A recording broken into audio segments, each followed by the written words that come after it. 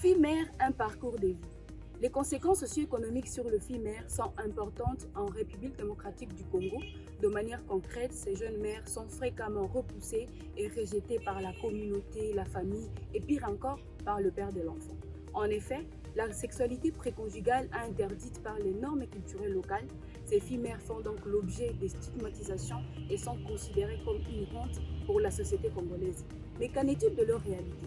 Aujourd'hui, je donne la parole à une maman solo qui est journaliste de profession à LFM. Elle fait preuve de courage et de détermination au quotidien. Et si on en parlait avec Rosemary? Bonjour Rosemary. Bonjour. Comment vous sentez-vous aujourd'hui? Bien, aujourd'hui, je me sens très épanouie. Je me sens une femme accomplie au travers tout ce que j'ai déjà eu à faire et tous les efforts que j'ai déjà eu à fournir dans ma vie pour ma propre construction, pour mon propre développement. Vous êtes devenue maman solo très tôt, suite aux recommandations du médecin. Nous aimerions entendre votre histoire. Comment vous avez pris la décision de devenir mère? Bien, mon histoire, elle est assez complexe. Mais s'il faudrait en expliquer un extrait, c'est que j'étais encore universitaire quand je suis tombée enceinte. Et à cette époque, il était vraiment difficile de pouvoir s'en sortir toute seule, puisque économiquement parlant, je n'étais pas stable. J'étais encore entièrement sous la responsabilité de mes parents. Alors, quand cela est arrivé, j'étais bouleversée, j'étais vraiment perturbée. Tout a basculé. Ouais, dans le vrai sens. Hein. Et puis, comme j'étais encore étudiante, cela a vraiment affecté mon parcours universitaire. Alors, il y a aussi cet aspect de stigmatisation et rejet dans la société, dans la communauté. J'ai été objet de critiques. D'abord dans ma promotion, mon histoire, je dirais, elle a fait le tour du monde parce que... Le buzz. Oui, je recevais, parce que j'étais prise pour une fille vraiment exemplaire. Non. Avant? Oui, avant j'étais prise pour une fille exemplaire. On s'entendait moins de ce genre de cas pour mon cas, pour moi personnellement. Et dans ma famille aussi, c'était comme un coup de foudre. Pour ma mère, elle était vraiment très déçue par ce qui était arrivé. D'ailleurs, j'ai failli être chassée de la famille. Mais bon, grâce à mon père qui a été assez clément, bien, j'ai été acceptée petit à petit. C'est vrai, l'auteur de la grossesse n'était pas consentant. Donc cela a été mal perçu par la communauté et aussi la famille élargie. Tout à fait, tout à fait. Que ce soit ma propre famille, que ce soit la famille élargie, que ce soit mes connaissances. À l'université aussi, j'étais une étudiante appliquée et du coup, j'avais déjà eu à tisser de bonnes relations avec mes professeurs. Et c'est comme ça que quand je suis tombée enceinte, j'ai reçu des appels de partout, des gens qui m'appelaient pour me dire mais qu'est-ce qui t'est arrivé, pourquoi tu as fait ça, tu nous as déçus. J'ai même une amie très proche qui m'a fait savoir qu'elle était extrêmement déçue de ce qui m'était arrivé. Donc c'était vraiment un coup pas facile à supporter. Mais bon, j'ai tenu, j'ai continué comme ça. J'ai quand même fini les études à l'université, bien que j'étais enceinte. Et voilà, dans la famille, il y a mon père qui a accepté la situation et qui a interpellé aussi d'autres membres de ma famille à accepter cela. Donc on peut comprendre que vous avez eu moins de soutien. Oui, au départ, c'était pas facile, puisque je l'ai dit tantôt, on a d'ailleurs failli me mettre à la porte. Et puis, l'auteur de la grossesse aussi, au départ, il n'était pas consentant. J'ai dû forcer pour que finalement il accepte que c'était sa grossesse. C'était dur, et voilà. Ben, et heureusement pour moi, il y a mon père qui m'a soutenue malgré tout. Et j'ai eu mon enfant comme ça, dans ces conditions. Voilà, j'ai élevé mon enfant avec l'appui de ma famille restreinte, qui m'a aidée tant soit peu, et j'ai surmonté la situation. Malgré tout, vous vous avez porté cette grossesse à terme. À l'instant où vous avez vu votre bébé, qu'est-ce qui vous est passé par l'esprit? Qu'avez-vous ressenti? Je dirais, d'abord, quand je suis tombée enceinte, c'était pas une bonne nouvelle, que ce soit pour moi, que ce soit pour la famille. C'était pas une bonne nouvelle, j'étais perturbée, oui, mais j'ai appris à aimer cet enfant. J'ai appris à l'aimer parce que j'ai compris que À l'instant voilà, où vous l'avez vu. quand je l'ai vu, c'était une joie immense. Mhm. Parce que avant d'avoir un bébé, il y a des douleurs de contraction avant d'accoucher. Mais quand le bébé est arrivé et qu'on me l'a fait porter dans mes bras, j'étais très, très joyeuse. J'ai oublié toutes les douleurs que j'avais et j'ai senti vraiment que j'avais beaucoup d'amour pour cet enfant. Et j'ai considéré que c'était quelque chose d'assez spécial. Oui. Et j'étais toute joyeuse. Cela m'a fait sentir comme une femme qui a une certaine valeur ajoutée, que je viens d'accomplir quelque chose de grand en tant que femme. Et voilà, j'étais toute heureuse. Je me suis dit, eh bien, je crois que ça en valait la peine. Et surtout pour notre culture africaine. Ouais, c'est pas facile. Hein. Il y a même une des accoucheuses, parce qu'elles étaient à 3, je me rappelle. Il y a une qui m'a dit, bien, après avoir eu cet enfant, est-ce que tu voudrais encore en avoir un autre? Bon, donc, je lui ai dit, non, c'est très douloureux d'en avoir, mais quand j'ai vu mon bébé, je crois que ça vaut la peine d'avoir des enfants, c'est un bonheur. Quelques temps après, vous êtes séparés avec le père de l'enfant. À quel point cela a été difficile pour vous? Bien, c'était un grand choc. Hein. C'était un grand choc parce que c'était quelqu'un que j'aimais énormément. C'était mon premier amour d'ailleurs. Ah, parce que. Là, on a été encore à l'amour, le premier amour. C'est mon premier amour, je l'aimais vraiment. Et quand il m'est repoussé, surtout quand la grossesse est arrivée, j'ai compris que c'était pas sérieux de son côté. Hein. Oui. C'était pas sérieux. Moi, j'y mettais vraiment du sérieux. J'étais animée par un amour véritable pour lui. Et quand il m'a laissé tomber, quand il s'est éloigné de moi, c'était un grand choc. J'étais très déçue. Émotionnellement, j'étais aussi perturbée. Je crois que cela a même affecté la psychologie. Oui, psychologiquement, ça m'a affectée. Et même par l'apparence, on savait voir que j'avais un problème. Oui, voilà, c'était pas facile. Et surtout qu'il y a juste 2 ans après, il a dû se marier. Il a dû se marier. Et quand on savait que c'était lui le père de mon enfant et que les collègues, les amis et tout qui les connaissaient savaient que ça devrait être avec moi. Comment est-ce que vous êtes arrivé à penser là? Du coup, vous étiez ensemble avec quelqu'un, vous séparez après que j'ai eu l'enfant. Ouais, tu as eu l'enfant. Et après, il s'est marié. Comment est-ce que vous avez ressenti? C'est là encore encaisser ce choc, renforcer les chocs que j'avais d'abord eu, d'avoir été rejetée quand j'ai eu mon bébé, donc de n'avoir pas accepté ma grossesse aussi facilement parce que c'était par mes efforts.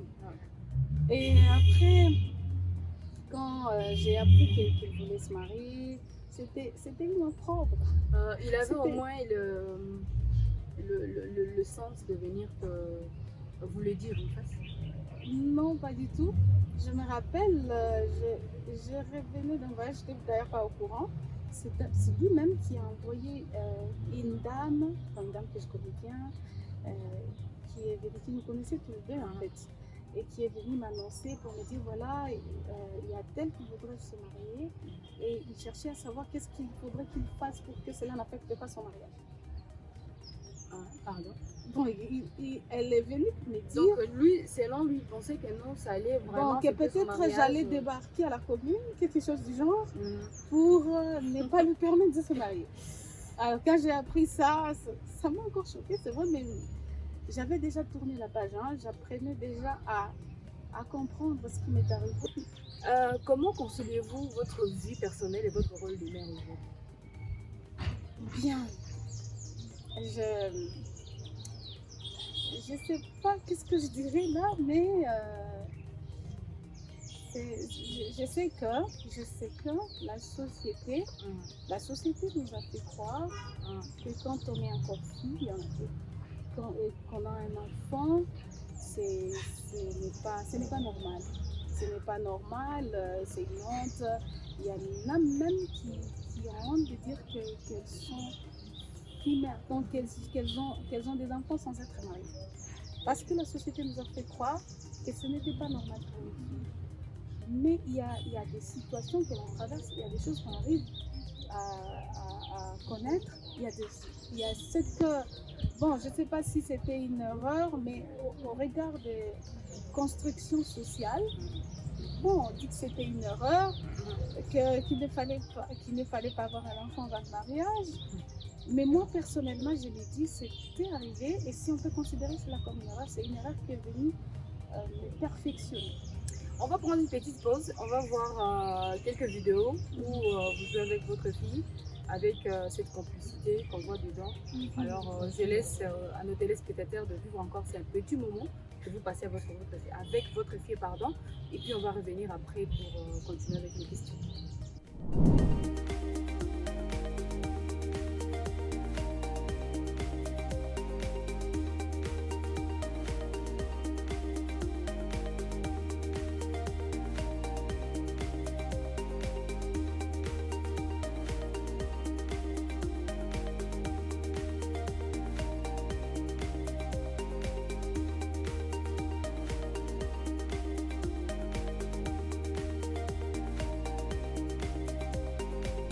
Voilà, on est de retour sur ce plateau pendant que nous sommes en train de parler de Fille Mère, un parcours de vie. Et sur mon plateau, je suis avec Rose Maté. Je rappelle qu'elle est journaliste de profession à LFM.